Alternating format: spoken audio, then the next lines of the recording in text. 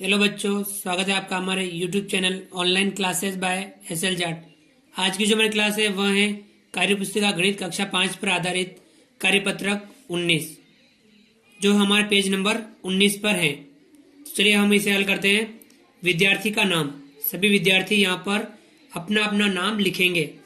दिनांक, सभी विद्यार्थी आज की दिनांक यहाँ पर लिखेंगे।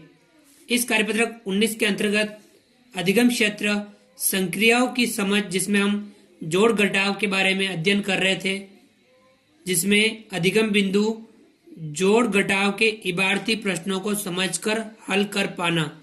तो आज की क्लास में हम जोड़ घटाव के इबारती प्रश्नों को समझकर हल कर पाने के बारे में अध्ययन करेंगे, इसके बारे में समझेंगे। सवाल नंबर 1, हल कीजिए। इधर सवाल दे रखे और यहाँ हमें हल करना है। पहला सवाल है, 4 अंकों की सबसे बड़ी एवं 3 अंकों की सबसे छोटी संख्या का योगफल ज्ञात कीजिए। अब हमें 4 अंकों की सबसे बड़ी संख्या ध्यान होनी चाहिए और 3 अंकों की सबसे छोटी संख्या ध्यान में होनी चाहिए, या वह हमें ज्ञात करनी है। अब हमें ध्यान रखना है, 4 अंकों की सबसे बड़ी संख्या होती है 4 बार हम 9 9 9 9 लिखेंगे, जैसे कि 9 9 9 9। ये है आपके 4 अंकों की सबसे बड़ी संख्या, सबसे बड़ी संख्या। ये आपके 9999 4 अंकों की सबसे बड़ी संख्या है। और इसमें 3 अंकों की सबसे छोटी संख्या का योगफल करना है। अब 3 अंकों की सबसे छोटी संख्या 1 लिख के हम 2 शून्य लगा देंगे। ये हो गए 3 अंकों की सबसे छोटी संख्या, यानी 100। इकाई अंक के नीचे लिखेंगे 0, दाई अंक के नीचे लिखेंगे 0 और सैकड़ा अंक के नीचे लिखेंगे 1, यानी 100। यह क्या है? 3 अंकों की सबसे छोटी संख्या। 3 अंकों की सबसे छोटी संख्या, इनका योगफल करना है, अर्थात इन्हें जोड़ना है। तो हमने जोड़ का चिन्ह लगा दिया। अब ये जोड़ेंगे 4 अंकों की सबसे बड़ी संख्या 9999 और 3 अंकों की सबसे छोटी संख्या 100 जोड़ेंगे। 9 में 0 जोड़ेंगे तो कितना होगा आपके? 9 में 0 जोड़ने पर 9 ही होगा। 9 में वापस 0 जोड़ेंगे तब भी 9 ही होगा। 9 में 1 जोड़ेंगे तो 10 होगा। 10 का हम लिखेंगे 0, हासिल लगा 1। 9 में 1 जोड़ेंगे हो गया आपके 10। इस प्रकार से इनका योगफल आया 10,099। 9,999 में 100 जोड़ने पर 10,099 प्राप्त हुआ। आगे बढ़ते हैं।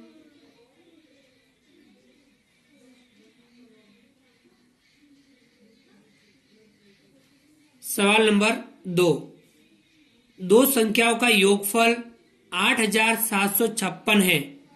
एक संख्या 3,049 है, तो दूसरी संख्या ज्ञात कीजिए। सवाल को समझिए। 2 संख्याओं का योगफल दे रखा है 8,756। 2 संख्याओं का योगफल कितना है? 8,756 है। यदि उनमें से एक संख्या 3,049 है तो दूसरी संख्या ज्ञात करनी है। तब हमें क्या करना है? दोनों संख्या का जो योगफल है उसमें से एक संख्या जितनी है वह घटा देंगे तो दूसरी संख्या प्राप्त हो जाएगी। तो हम लिखेंगे सबसे पहले 8,756 2 संख्याओं का योगफल। 2 संख्याओं का योगफल। 2 संख्याओं का योगफल है 8,756। एक संख्या है उसमें से 3,049, 9 4 0 3, 3,049 एक संख्या। तब हमें दूसरी संख्या ज्ञात करनी है। दोनों संख्याओं के योगफल में से एक संख्या का मान घटा देंगे, तब हमें दूसरी संख्या प्राप्त हो जाएगी। चलिए घटाते हैं। 6 में से 9 घटाना है, नहीं घटते हैं तो हम यहाँ से हम दाई से एक दाई इधर लेंगे। दाई है 5, यहाँ एक दाई उधर जाने पर यहाँ बचेगी 4 दाई, एक दाई इधर आने पर 10 इकाई और 6 इकाई कितनी हो जाएगी 16 इकाई। अब 16 में से 9 घटा दो, 16 में से 9 घटाएंगे तो बचेंगे 7, तो हमने लिख दिया यहाँ पे 7। 4 में से 4 घटाएंगे तो बचेगा 0, 7 में से 0 घटाएंगे तो बचेगा 7 का 7, 8 में से 3 घटाएंगे तो बचेगा 5। ये क्या आ गया आपके दूसरी संख्या। दो संख्या को योगफल था 8756, उसमें से एक संख्या थी 3049, वो घटा दी, तब दूसरी संख्या प्राप्त हुई 5707। ये था सवाल नंबर आपके 2। आगे बढ़ते हैं।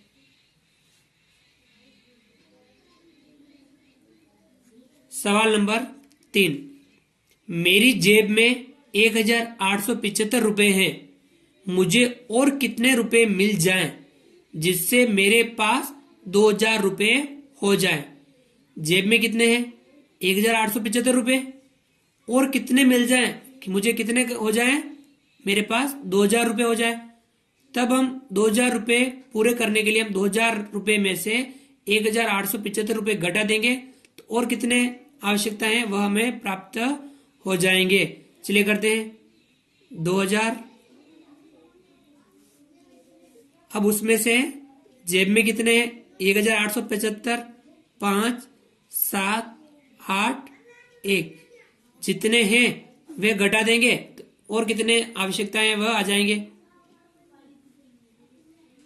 पूरे करने हैं, जेब में है, ये क्या है रुपये, रुपये कितने रुपए और आवश्यकता।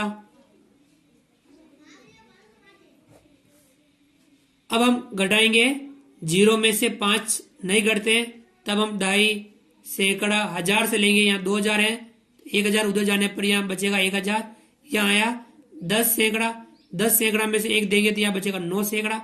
यहाँ 10 दाई, 10 दाई में से एक दाई उधर देंगे तो यहाँ बचेगी 9 दाई, और यहाँ हो जाएगी 10 इकाई। 10 में से 5 घटाएंगे, 10 में से 5 घटाएंगे बचेंगे 5। 9 में से 7 घटाएंगे बचेंगे 2। 9 में से 8 घटाएंगे बचेगा 1। 1 में से 1 घटाएंगे बचेगा 0। यानी मुझे 125 रुपए और मिल जाए तो मेरे पास पूरे 2000 रुपए हो जाएंगे। ये था सवाल नंबर आपके 3। आगे बढ़ते हैं। सवाल नंबर 4, रमेश ने जनवरी में 2850 रुपए एवं फरवरी में 7450 रुपए बैंक में जमा किए। उसने मार्च में 1500 रुपए निकाल लिए, तो बताओ अब उसके खाते में कितने रुपए बचे।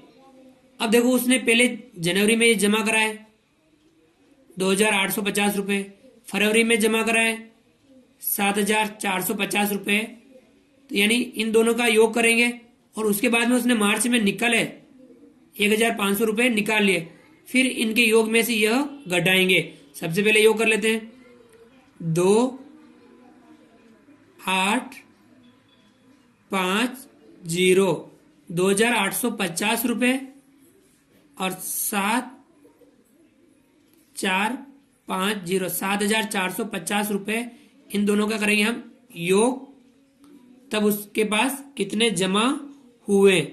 0 में 0 जोड़ा 0, 5 में 5 जोड़ेंगे 10, 10 का 0 हासिल लगा 1, 8 और 4 12, 12 और 1 13, 13 का 3 हासिल लगा 1, 2 और 7 9, 9 और 1 10, 10,300 रुपए।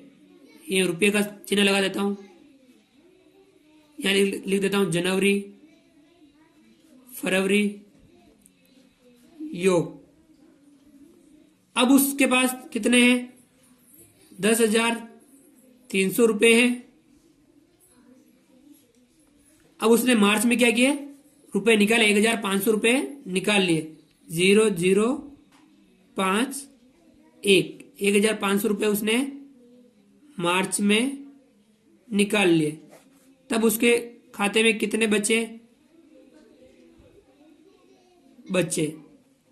ठीक है, खाते में कितने रुपए बचे ये आ जाएंगे। 0 में से 0 घटाया 0, 0 में से 0 घटाया तो 0, 3 में से 5 नहीं घटे तब हम 1000 10,000 यहां से लेंगे, यहाँ 1 है, 1 उधर चला गया तो यहाँ बचा 0 और यहाँ हो गया आपके 10,000।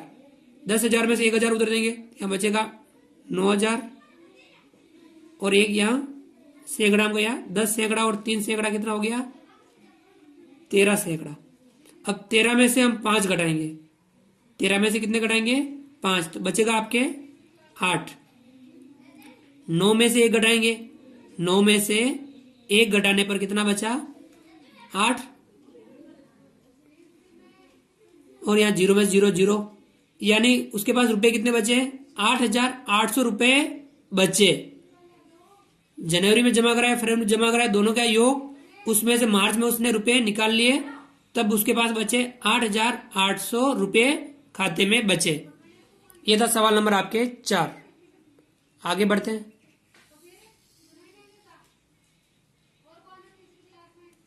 सवाल नंबर 5। रामू कुमार ने दीपावली पर अपने पहले दिन 1,500 दीपक एवं दूसरे दिन 1,250 दीपक बेचे। यदि शुरुआत में उसके पास 5,000 दीपक थे तो बताओ अब उसके पास कितने दीपक बचे। रामू कुमार ने दीपावली पर पहले दिन कितने बेचे? 1,500 दीपक बेचे। दूसरे दिन 1,250 दीपक बेचे। यदि शुरुआत में उसके पास कितने दीपक थे? 5,000 दीपक थे, यानी 5,000 का उसके पास स्टॉक था। बताओ अब उसके पास कितने दीपक बचे। पहले कितने थे? 5,000 थे, उसने बेचे पहले दिन 1,500, दूसरे दिन बेचे 1,250। इन दोनों का योग करके हम यदि 5,000 में से घटा देंगे अब उसके पास कितने दीपक बचे वह हमें प्राप्त हो जाएगा। चलिए, पहले दिन बेचे 1,500, दूसरे दिन बेचे 0, 5, 2, 1, 1,250। ठीक है ना। पहले दिन, दूसरे दिन, योग, ठीक है, इनका योग आ जाएगा। 0 में 0 जोड़ा 0, 0 में 5 जोड़ा तो 5, 5 में 2 जोड़ा तो 7, 1 में 1 जोड़ा तो 2, 2,750 दीपक उसके बेच दिए। अब शुरुआत में उसके पास कितने दीपक थे? 5,000 दीपक थे। ठीक है ना। अब उसने बेचे कितने? दोनों दिन मिला करके 2,750, इसमें से घटा देंगे 0, 5, 7 और 2 दीपक बेचे, दीपक बचे। अब दीपक कितने बचे ये हमें प्राप्त करने के लिए इसमें से 5,000 दीपक शुरू में थे, उसने 1-2 दिन में 2,750 बेच दिए तो घटा देंगे। 0 में से 0 घटाया, बचा 0, 0 में से 5 नहीं घटे, सैकड़ा 1,000 से लेंगे। 5,000 है, यहाँ 1 जाने पर 4,000, यहाँ 10 सैकड़ा, 10 में से 1 सैकड़ा उधर देंगे, यहाँ बचेगा 9 सैकड़ा और यहाँ 10 दहाई। 10 में से 5 घटा दो, बचा 5। 10 में से 5 घटाने पर बचा 5। 9 में से 7 घटा दो, बचा 2। 4 में से 2 घटा दो, बचा 2। यानी अब उसके पास दीपक कितने बचे हैं? 2,250 दीपक उसके पास बचे। तो ये था आपके सवाल नंबर 5। इस प्रकार से आज की कक्षा में हमने कार्यपत्रक 19 को हल किया, कार्यपत्रक 19 का अभ्यास किया। सभी विद्यार्थी आप हमारे इस वीडियो को लाइक कीजिए। यदि आपने अभी तक हमारे इस YouTube channel online classes by SL Jat को सब्सक्राइब नहीं किया है तो प्लीज नीचे दिए गए लाल सब्सक्राइब बटन को दबा करके हमारे चैनल को सब्सक्राइब कीजिए। बेल आइकन और नोटिफिकेशन के लिए दबाइए जिससे आप तक हमारे लेटेस्ट वीडियो सबसे पहले पहुंच पाए।